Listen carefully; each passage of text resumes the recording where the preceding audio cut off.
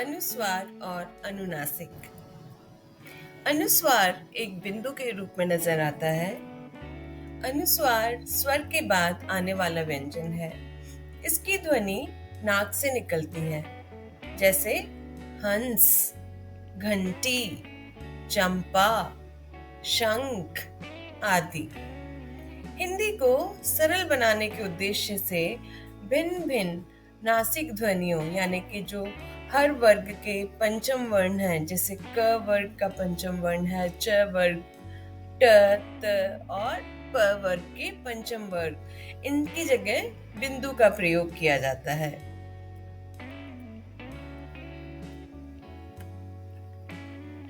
अनुस्वार यानी कि एक बिंदु का प्रयोग पंचमा अक्षर यानी पंचम वर्णों, जो कि ण, न्य, ण, न और म है, इनके स्थान पर किया जाता है।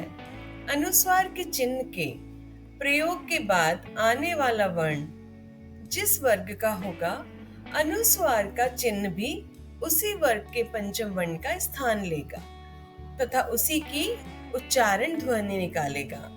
आइए इसको कुछ उदाहरणों के साथ समझते हैं।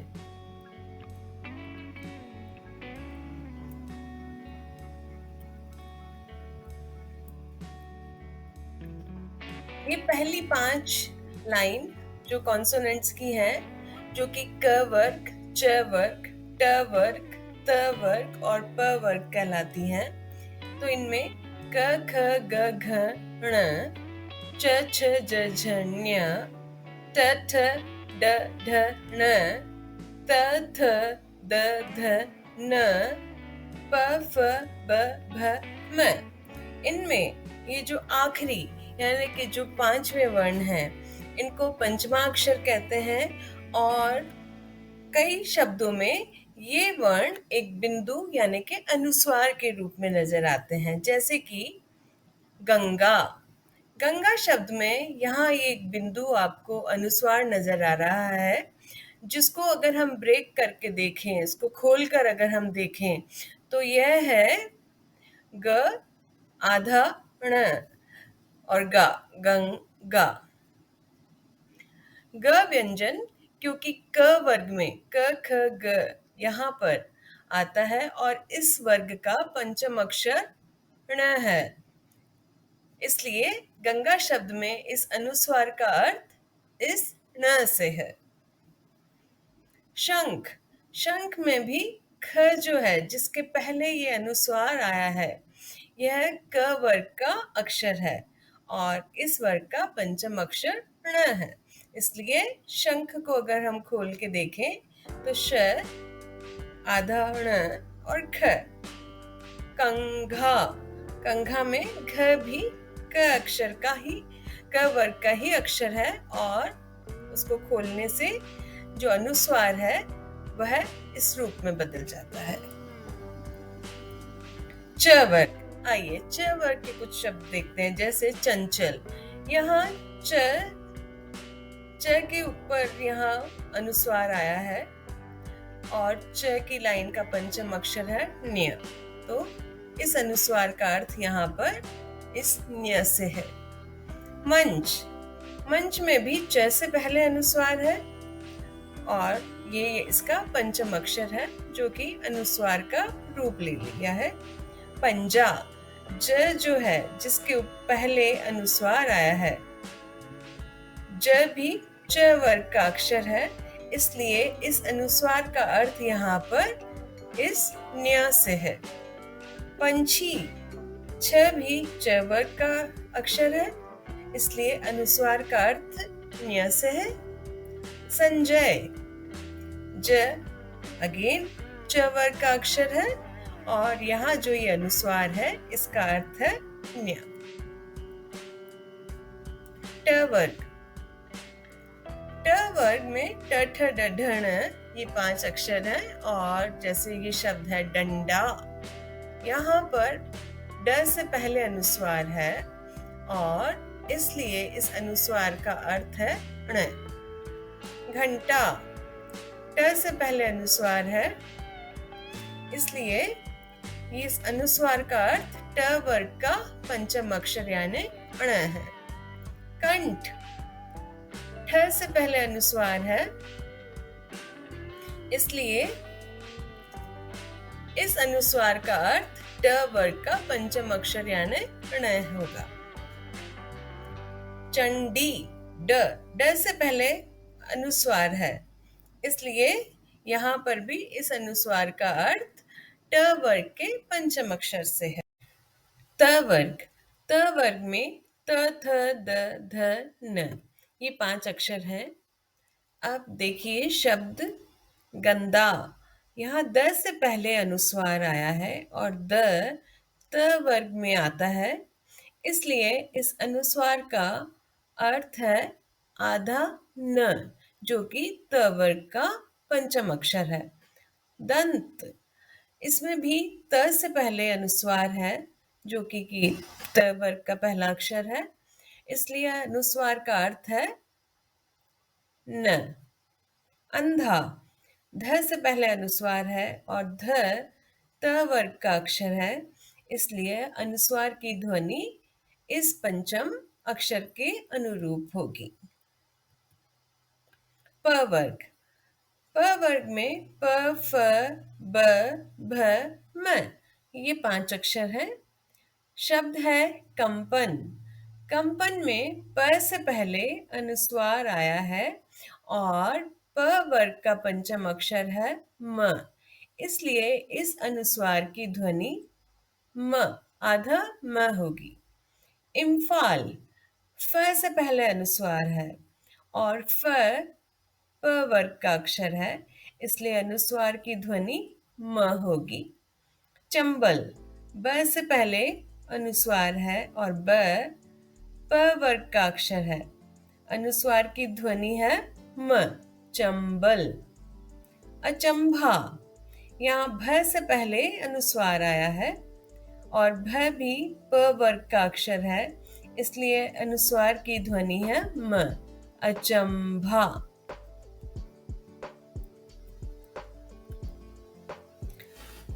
य, र, ल, व तथा ह, इन अक्षरों से पहले अगर पंचमा अक्षर आए तो सामान्यतः अनुस्वार का ही प्रयोग होता है, वहां पर अनुनासिक नहीं लगता, जैसे संयम, संलिप्त, संहार, संवाद आदि। श, श और स, इनसे पहले अनुस्वार में न की ध्वनि ही आती है, जैसे मंशा, संशय, अंश, कंस, हंस, संसार। तो इन सभी शब्दों में अनुस्वार की ध्वनि न वाली ध्वनि ही है। यदि पांचवा वर्ण फिर से द्वैत यानी डबल आता है, if we have double consonant, तो पांचवा वर्ण अनुस्वार में नहीं बदलेगा। तब हम, जैसे शब्द है अन्न, उसे हम अनुस्वार के रूप में नहीं लिख सकते, अन्न इस प्रकार से नहीं लिखा जा सकता। प्रसन्न इसी प्रकार से लिखा जाएगा, उसमें अनुस्वार का प्रयोग उचित नहीं है। सम्मेलन, यहाँ पर भी अनुस्वार इस म को रिप्लेस नहीं करेगा।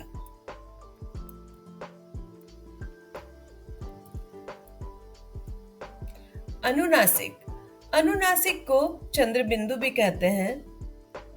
अनुनासिकता स्वरों का गुण है, जैसे कि अनुस्वार एक व्यंजन की ध्वनि है, अनुनासिक स्वरों का गुण है, यह एक चंद्र बिंदु के रूप में स्वरों के साथ में रहता है।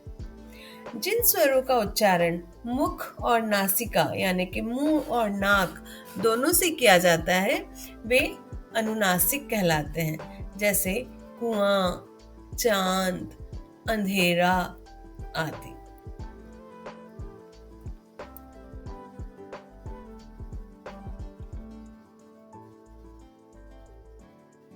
स्वरों में कुछ स्वर लघु होते हैं और कुछ दीर्घ होते हैं। लघु यानी जिनकी की शॉर्ट साउंड है और दीर्घ यानी जिनकी थोड़ी लॉन्ग साउंड है। तो लघु स्वर अ, ई और ऊ ही माने जाते हैं। तो या तो ये अक्षर हो या इनकी मात्रा किन्हीं में लगी हो।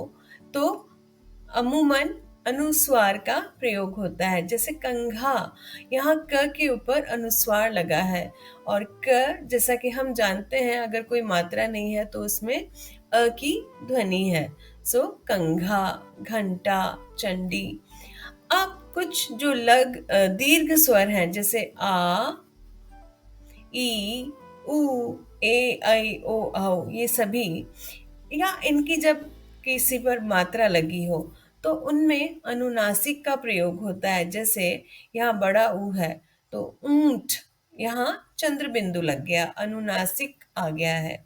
सांप, स पर आ की मात्रा है तो यहाँ चंद्र बिंदु आएगा, सांप। सांझ, दांत, आंख, ये सभी दीर्घ ध्वनि वाले शब्द आ गए हैं यहाँ पर, जिनके ऊपर चंद्र बिंदु लगता है। नींद, अब नींद, हालांकि इसमें दीर्घ ध्वनि है, बड़े ई की मात्रा है, किंतु कुछ शब्दों में जहाँ पर कुछ मात्राओं में जहाँ ऊपर जगह नहीं होती शिरोरेखा से ऊपर, वहां पर एक बिंदु ही लग जाता है, चंद्र बिंदु नहीं आता। तो नींद, हींग, हालांकि इन पर एक बिंदु ही लगा है, अनुस्वार ही, लेकिन इनमें अनुनासिक की साउंड आ रही है। सींग, पूंछ, मांद, मैं, इन दोनों में ही, क्योंकि ये ए आई दोनों दीर्घ स्वर हैं, दोनों में ही यहाँ पर चंद्र बिंदु आना चाहिए, पर क्योंकि इस शिरोरेखा यानी कि ये जो लाइन है उससे ऊपर ऑलरेडी एक मात्रा है, तो यहाँ चंद्र बिंदु लगाने की जगह नहीं है, इसलिए केवल एक बिंदु लगा है। लड़कियां, लड़कियों, लड़कियों, ओ भी दीर्घ स्वर है, यहाँ भी एक चंद्र बिंदु आना चाहिए, किंतु यहाँ पर जगह की कमी के कारण एक बिंदु ही लगा है, परंतु ध्वनि अनुनासिक यानी चंद्र बिंदु की ही आती है। अनुस्वार की जगह अनुनासिक और अनुनासिक की जगह अनुस्वार लगा देने पर उनके अर्थ में अंतर आ जाता है। जैसे हंस, ये एक जल का पक्षी है, और हंस, हंस एक हंसने की क्रिया है। अनुनासिक का प्रयोग केवल उन शब्दों में ही किया जा सकता है जिनकी मात्राएं शिरोरेखा से ऊपर ना लगी हो, जैसा अभी हमने डिस्कस किया था। तो अ, आ, उ और री, इनकी मात्राएं यहाँ शिरोरेखा के ऊपर नहीं होती, इसलिए इन शब्दों में चंद्र बिंदु का उपयोग किया जाता है। शिरोरेखा से ऊपर लगी मात्राओं ए, ऐ, ओ, औ, इन सब में अनुनासिक के स्थान पर अनुस्वार यानी के बिंदु का ही प्रयोग होता है, लेकिन उनकी जो ध्वनि है, जो साउंड है, फिर भी अनुनासिक का ही होगा। जैसे गोंद, कॉम्पल, मैं, बिंदु। तो या इनकी सही स्पेलिंग ये होनी चाहिए, पर क्योंकि यहाँ ऊपर जगह की कमी है, there is no place to write this chandrabindu, यहाँ पर केवल एक बिंदु यानी अनुस्वार ही लिखा जा रहा है। आइए कुछ शब्दों का अभ्यास करते हैं जिनमें अनुनासिक यानी चंद्र बिंदु लगा है। बांस, गांव, मुह, पांच, दांत, सांस, धुआं, चांद, आंख, कांच, कुआं, टांग, अंगूठा, अंधेरा, ढूंढना, आंगन, ऊंचाई, झांका, तो आप देख सकते हैं यहाँ अधिकांश शब्दों में चंद्र बिंदु दीर्घ स्वर वाले मात्राओं पर या दीर्घ स्वरों पर लगा है। जैसे यहाँ आ की मात्रा है, यहाँ पर बड़े ऊ की मात्रा है, यहाँ बड़ा ऊ है।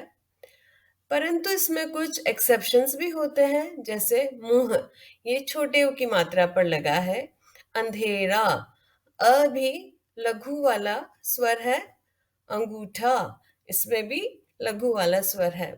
तो कुछ एक्सेप्शन भी होते हैं, किंतु ज्यादातर शब्दों में ये दीर्घ ध्वनि वाले स्वरों पर चंद्रबिंदु आता है। आशा है आज के वीडियो से आपको बिंदु और चंद्र बिंदु यानी अनुस्वार और अनुनासिक का अंतर स्पष्ट हो गया होगा। अगर आपको ये वीडियो पसंद आया तो इसे अपने दोस्तों के साथ शेयर करना ना भूलें, and do like and subscribe. Thank you.